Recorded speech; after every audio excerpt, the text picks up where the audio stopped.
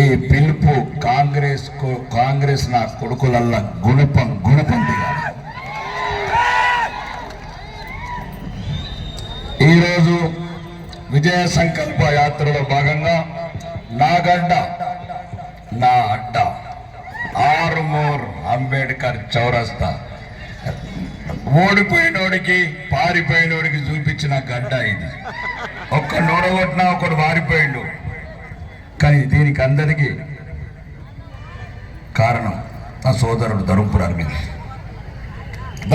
అరవింద్ రాజకీయాలకు వస్తానన్నప్పుడు అన్న కలుషితమైన ఈ దేశం రాజకీయ వాతావరణంలో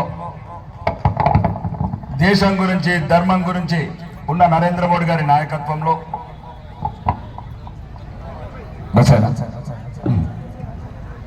భారతీయ జనతా పార్టీకి రావాలి, మిమ్మల్ని సాధారణంగా స్వాగతిస్తాను. ఇక్కడ ఆర్మూర్ అంతా రౌడీలు, గుండాలు, కబ్జాకోర్లు, కులాలు, తమ్ముళ్ళు, బావలు ఊరుకొక్కడు దోసుకుంటున్నాడు అన్నా, నాకు టైం ఉండలేదు అని చెప్తే అప్పుడు సోదరుడి మాట మన్నించి ఈ భారతీయ జనతా పార్టీలో చేయడం జరిగింది. ఈరోజు వేదిక మీద వేయించేసిన నా సోదరి సమానురాలు అక్క అరుణక్క, సోదరుడు ధర్మపురి అరవింద్ గారు అండ్ సూరన్న, లింగారెడ్డి అన్న, గంగాధర్, రాయల్ సార్, మన సోదరుడు నా సోదర సమానుడు, సొంత అన్నదమ్ముడు కన్నా ఎక్కువ నా విజయంలో ముఖ్య పాత్ర వహించిన గంగారెడ్డి, భూపతి రెడ్డి, భీష్ముడు గారు, మిగతా అందరికీ నా యొక్క నమస్సుమాంజలు. ముఖ్యంగా మీరు నా ఆడబిడ్డలు నా గురించి కన్నీరు పెట్టారు, చెమట చుక్కలు పెట్టారు, అర్ధరాత్రి అనకుండా 24 గంటలు పనిచేసి ఇంత కాంగ్రెస్ మోసపూరిత వాగ్దానాలతోని అబద్ధాల కోరు హనుమల రేవంత్ రెడ్డి గారు ఇచ్చిన దొంగ వాగ్దానాలను కాదని నన్ను 30,000 ఓట్లతో మెజార్టీతో గెలిపించిన మీ అందరికీ నా యొక్క పాదాభివందనం చెప్తున్నాను. ఇక యుద్ధం మొన్నటిదాకా ఒక లెక్క, ఇప్పుడు పైడి రాకేష్ రెడ్డికి, హనుమల రేవంత్ రెడ్డికి యుద్ధం. ఇప్పుడు యుద్ధం ఎవడి డబ్బని ఎందుకు కొండబోతున్నావు కొడంగల్, ఎవడిది డబ్బు ఎందుకు తీసుకెళ్తున్నావు కొడంగల్. 6 పన్నులు కట్టట్లేదా? కొడంగల్ ఒక్కడే డబ్బులు కడుతున్నాడా? 4,300 కోట్లు తీసుకెళ్ళాలి 3 నెలల్లో. దానికి చెప్తున్నాను మిస్టర్ రేవంత్ రెడ్డి, ఓడిపోయినాడు నువ్వు కామారెడ్డిలా, 6 గెలిచినోని నేను. ఓడిపోయినోడికి ఇంత పౌరుషం ఉంటే గెలిచినోడికి నాకెంత పౌరుషం ఉండాలి? మీకు మాట ఇచ్చాను, ఇక్కడ గుండాలుండరు, రౌడీలుండరు. 87 ఊర్లలో చెప్పండిరా, ఒక్కడన్నా చెప్పండిరా. ఇప్పుడు 3 నెలల్లో ఒక గుండా ఉన్నాడా, ఒక రౌడీ ఉన్నాడా, ఒక గంజాయి వ్యాపారం ఉన్నాడా, కులం ఉన్నదా, మతం ఉన్నదా, పార్టీ ఉన్నదా? ఏది లేదు. ప్రజలందరినీ ఒకటి చేసిన ఇక్కడున్న వ్యాపారులందరినీ అడుగుతున్నాను, ఒక్కరున్నా ఆత్మ మీద చేసేసుకొని చెప్పండి, ఈ 3 నెలలు ఎట్లా బతుకున్నారు? అంతకుముందు 10 ఏళ్ళు ఎట్లా బతికిండ్రు? ఎవడు తమ్ముడు లేడు, ఎవడు బామ్మడిది లేడు, ఎవడు సైనికుడు లేడు, ఎవడు పియ్యలేడు, ఎవరి బతుకులు వాళ్ళు హాయిగా బతుకున్నారు. ఎక్కడున్నా ఆడబిడ్డల గురించి హాస్టల్ కట్టిస్తున్నాను, పిల్లల గురించి స్పోర్ట్స్ కాంప్లెక్స్ కట్టిస్తున్నాను. ఇవన్నీ ఎందుకు చేస్తున్నా?